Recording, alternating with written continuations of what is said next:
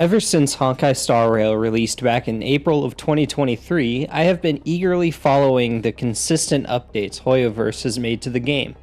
Unlike many other live service games, Hoyoverse does a good job setting a specific release cadence for their games and commits to updating them consistently. The quality of these updates can vary, but it's nice to know that about once a month, I'll have something new to do in a game I already adore. When Update 1.4, titled Jolted Awake from a Winter Dream, released, the first thing that caught my attention was the new event, Ethereum Wars. After I unlocked it by going through the new side story added in the update that centers around Belobog re-entering the larger galactic society, I was greeted by what initially seemed to be a fun spoof on Pokemon and not much more than that. You get to go into previously developed areas of the game and capture monsters that you then use to battle other trainers and obtain what are essentially gym badges, and then you go to the championship to become an Aetherium Wars master. What I wasn't expecting was to walk away not just satisfied from a fun event, but feeling as though Hoyoverse had managed to capture the essence of Pokemon in a meaningful way that goes beyond simple tribute. Of course, the references here are off the charts. So many details like the exclamation marks above the trainers' heads, monsters being weak to other types of monsters instead of the usual mechanic of attack types, and each area having its own specific style of puzzle similar to that of a gym in a Pokemon game.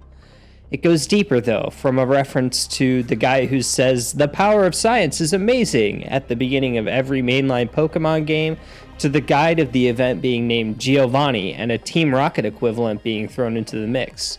Clearly, this is all a giant reference, not unlike how the previous event saw a spoof on the Ace Attorney franchise.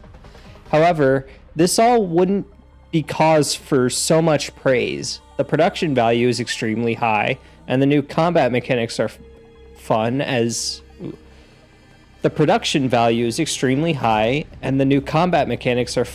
each monster does something unique, and it's fun to play as the enemies I've been struggling with against this whole time.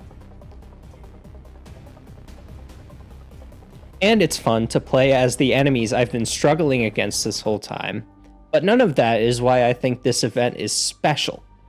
I started playing Pokemon with Pokemon Pearl after a friend of mine introduced it to me. I still remember that Torterra I lost after he tricked me into trading it to him for a measly Pikachu that I so desperately wanted. From then on, I was hooked.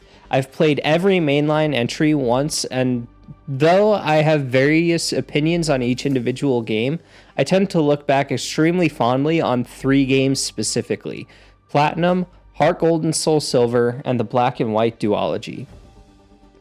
Platinum is special for different reasons than the other 2, reasons I won't go into right now, but the reason I think Black and White and its sequels are special is because it at once expands on and returns to the original formula of Pokemon. In the first Black and White, your childhood friends aren't your rival the way that Blue is in the original, it's N. Like Blue, N becomes the champion, and in that moment, the franchise feels as though it comes full circle. Not only does this champion battle mirror that of Red and Blue's from the first entry in the series, but it manages to take that framework and synergize it with the narrative of that game and lend it some genuine narrative weight. Much could be argued about Black and White's narrative as a whole, but I cannot deny N is a superb rival character that taps into the essence of Pokemon's origins. Heart Gold and Soul Silver are remakes of the Game Boy games, Gold and Silver, and have a pretty uninteresting story, all things considered. A few interesting beats given the games are a direct sequel to Red and Blue, but otherwise they don't do too much on the narrative side. Where they wholeheartedly succeed, however, is one specific moment at the very end of the player's journey. One fight, the hardest challenge in the main series up until that point. I'm talking, of course, about the Red Fight, a fight atop Mount Silver, an area exclusively available after you become the champion of both Johto and Kanto.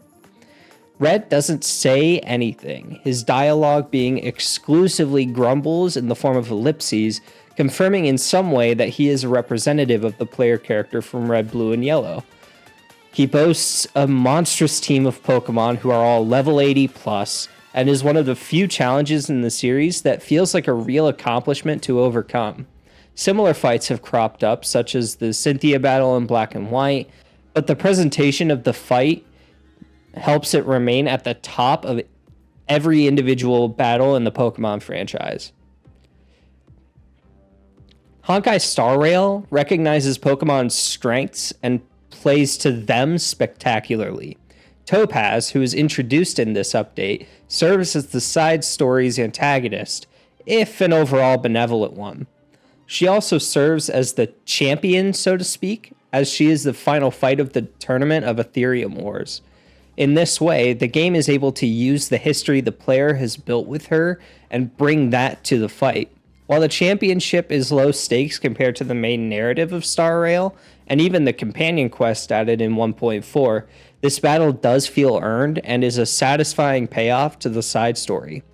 However, there's one more challenge after the fact. A mysterious elite player is mentioned several times as having taken interest in the player, and after the tournament, challenges the player. So, you run up the snowfield and are challenged by none other than Hook, a character I find equal parts charming and annoying. Not only does she have a team composition that literally breaks the rules, her fight is also made up of two different, equally challenging battles.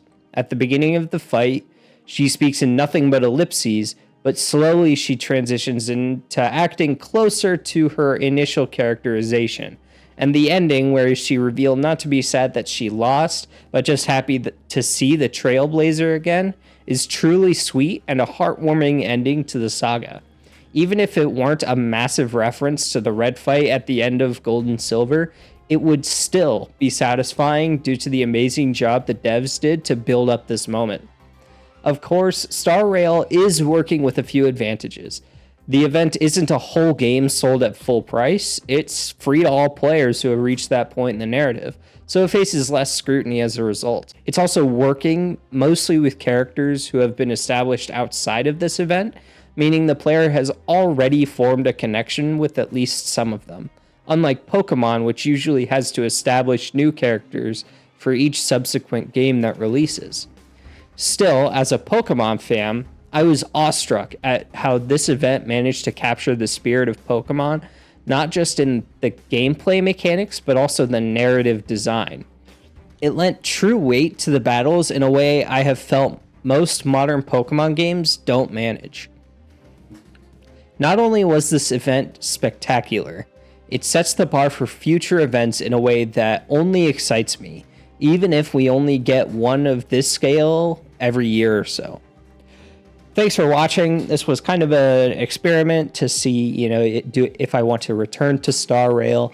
And yeah, I'll probably keep doing maybe like every month or so, give like some kind of video about the updates, specifically like the different versions that Honkai Star Rail goes through, just because I'm going to continue playing the game.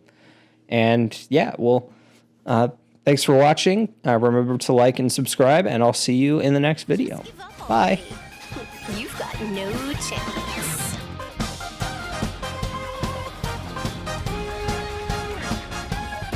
The grand final is about to commence. Contestants, please take your places. Let's get going to the Interastral Tournament Festival venue.